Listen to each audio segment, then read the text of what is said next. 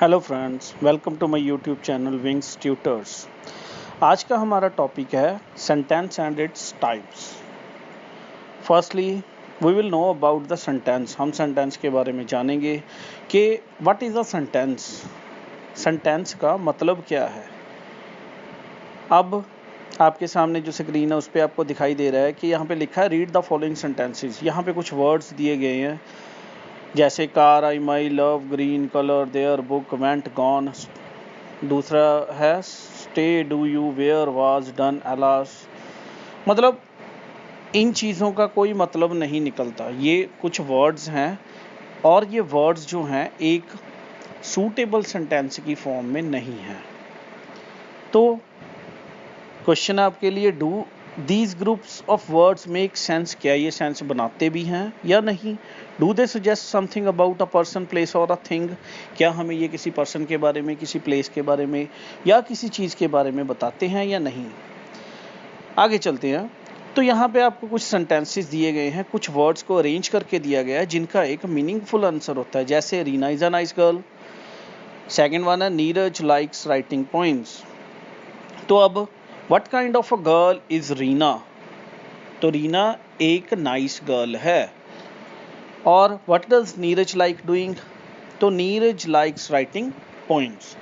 इन sentences का meaningful मतलब निकलता है। ये इसकी एग्जांपल थी थोड़ी सी सेंटेंस के बारे में। अब आपको प्रॉपर डेफिनेशन बताते हैं कि what is a sentence. Sentence basically क्या है? A group of words that make a complete sense is called a sentence. कुछ शब्दों का समूह, कुछ वर्ड्स का ग्रुप जो एक कंप्लीट सेंस बनाता है उसे हम सेंटेंस बोलते हैं। दूसरे टाइप में यह भी कहा जा सकता है a sentence expresses a complete thought, कि जो एक सेंटेंस है वो एक प्रॉपर थॉट को प्रोड्यूस करता है, एक्सप्रेस करता है।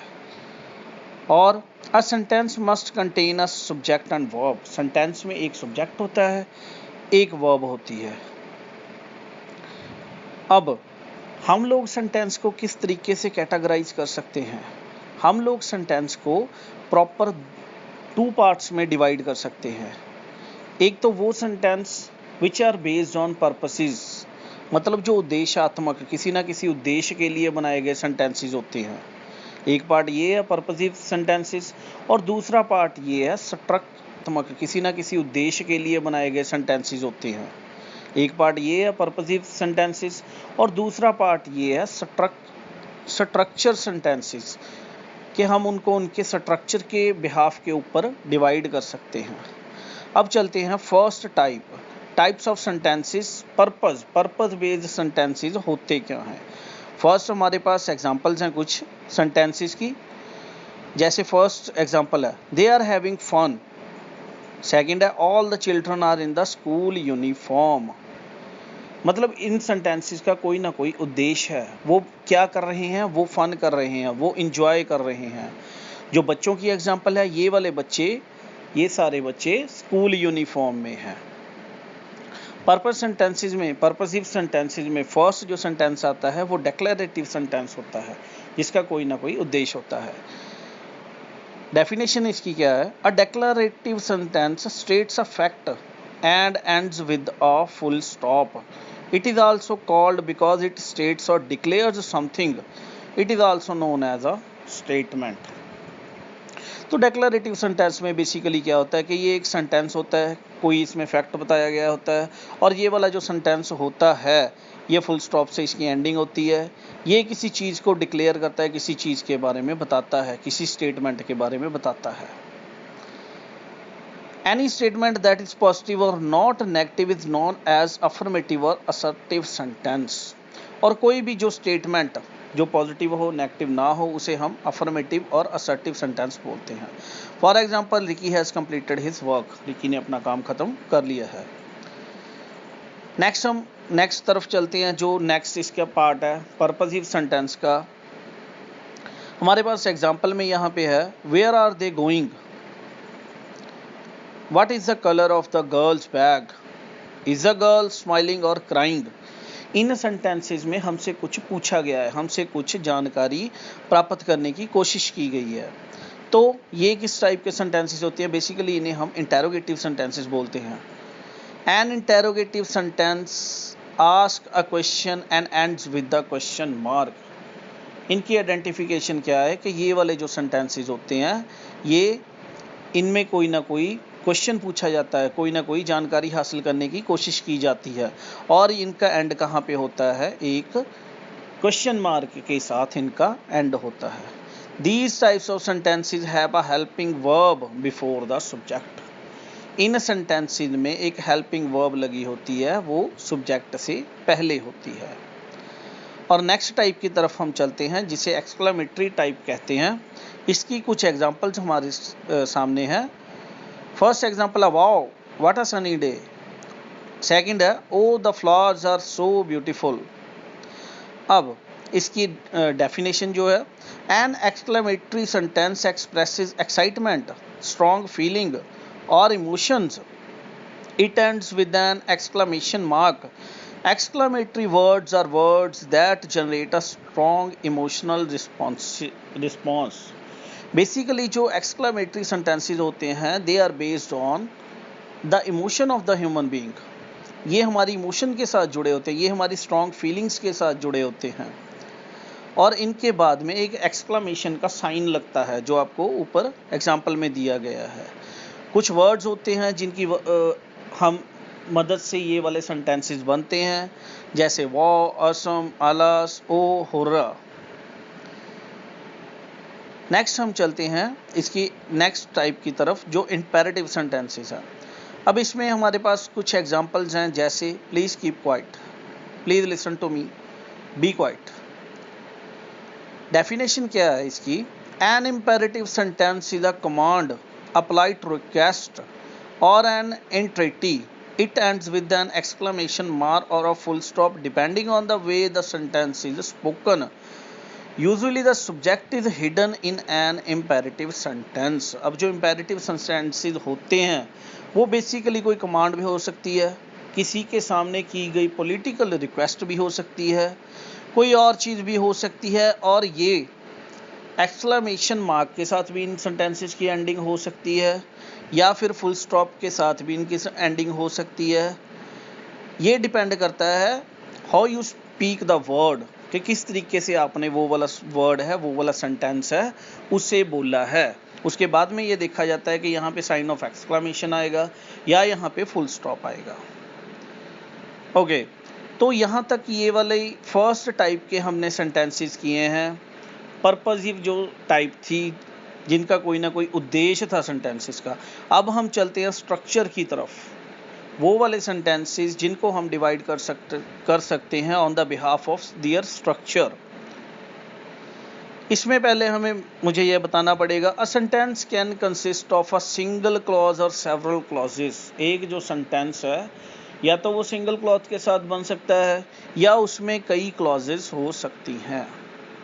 A sentence must contain at least one independent clause. एक सेंटेंस में कम से कम एक इंडिपेंडेंट क्लॉज होती है, जो किसी दूसरी क्लॉज के ऊपर निर्भर नहीं करती। There are 4 types of sentence structure. यहाँ पे 4 तरीके का स्ट्रक्चर है on the behalf of structure. First, a simple sentence. A simple sentence has just one independent clause. एक सिंपल सेंटेंस है इसकी फर्स्ट कैटेगरी, जिसमें सिर्फ एक इंडिपेंडेंट क्लॉज होती है, like the children are very happy, the children are happy, sorry. Next है they love dancing, मतलब दे लव डांसिंग, ये एक सिंगल क्लॉज है, तो ये बिल्कुल सिंपल सेंटेंस इन्हें हम बोलते हैं। सेकंड टाइप की तरफ चलते हैं, इसकी सेकंड एग्जांपल है, सेकंड टाइप है complex sentence. What do you mean by complex sentence? A complex sentence contains an independent clause and at least one dependent clause. अब जो complex sentence होता है, उसमें एक independent clause तो होती है, साथ में कम से कम एक dependent clause भी होती है। An independent clause can stand alone as a sentence. जो independent clause है, वो अकेले ही सेंटेंस में खड़ सकती है, अकेले ही सेंटेंस में रह सकती है। and makes a complete thought and a dependent clause cannot stand alone। इसके बजाय इंडिपेंडेंट जो क्लॉज होती है वो अपना कंप्लीट सेंस बना सकती है, बट जो डिपेंडेंट क्लॉज होती है वो इंडिपेंडेंट क्लॉज के ऊपर निर्भर होती है, वो अकेले यहाँ पे नहीं रह सकती सेंटेंस में। Even thought it has a subject and a verb, although चाहे उसमें सब्जेक्ट भी हो वर्ब भी हो, बट वो सेंटेंस में अकेले स्टैंड नहीं कर सकती। For example, I always make friends quickly wherever I live. Some people tell me that money can't buy happiness। तो ये एग्जांपल थी आपके सामने। थर्ड टाइप की तरफ चलते हैं। थर्ड टाइप है compound sentence. A compound sentence has two independent clauses और सेंटेंसेस। एक जो कंपाउंड सेंटेंस है उसके अंदर दो इंडिपेंडेंट क्लॉजेज या सेंटेंसेस हो सकते हैं। The independent clauses can be joined bye coordinating conjunction such as invited, comma and for, but these are the things which joins the compound sentence। For example, he ran out of money so he had to come back home। यहाँ पे दो sentences है। First एक sentence है he ran out of money, ये अपने आप में एक सेंटेंस है, तो इसके बाद कॉमा लगा दिया गया, तो सेकंड सेंटेंस इसके साथ जुड़ गया, so he had to come back. ऐसी एग्जांपल है the sky is clear semicolon the moon is shining. The sky is clear अपने आप में एक सेंटेंस है और द मून इज शाइनिंग अपने आप में एक मीनिंगफुल सेंटेंस है। इनको जोड़ा गया सेमीकोलन के द्वारा। नेक्स्ट इसकी टाइप है, लास्ट जो टाइप है, अ कंपाउंड कम्प्लेक्स सेंटेंस। अब इसमें क्या होता है, a compound complex sentence has at least two independent clauses and at least one dependent clause. दो इसमें इंडिपेंडेंट क्लॉज होंगी और कम से कम एक जो है डिपेंडेंट क्लॉज होगी। For example, we decided that we would read the books together but Tom who is very selfish didn't share the book with me. अब देखिए सेंटेंस थोड़ा बड़ा जरूर है बट इसमें फुली ये एग्जांपल है इसकी। फर्स्ट एक सेंटेंस है we decided that we read the books together, ये अपने आप में एक सेंटेंस है। But Tom who is very selfish, ये भी अपने आप में मीनिंगफुल सेंटेंस है। जो डिपेंडेंट क्लॉज है वो क्या है, didn't share the book with मी, मतलब ये अलोन यहाँ पे स्टैंड नहीं कर सकती, इनको इस क्लॉज को दूसरों के साथ निर्भर, दूसरों के ऊपर निर्भर होना पड़ता है। निर्भर है ये दूसरों के ऊपर। किस दूसरी क्लॉजेज कौन सी हैं, we decided that we would read the book together, ये वाली है, और एक ये वाली है but Tom who is very selfish, तब जाके ये सेंटेंस कंप्लीट होगा। ये वाली सेंटेंस की टाइप्स थी on the behalf of purpose and on the behalf of structure. यहाँ पे हमारे टॉपिक, आज के टॉपिक का एंड होता है। Thank you and have a nice day.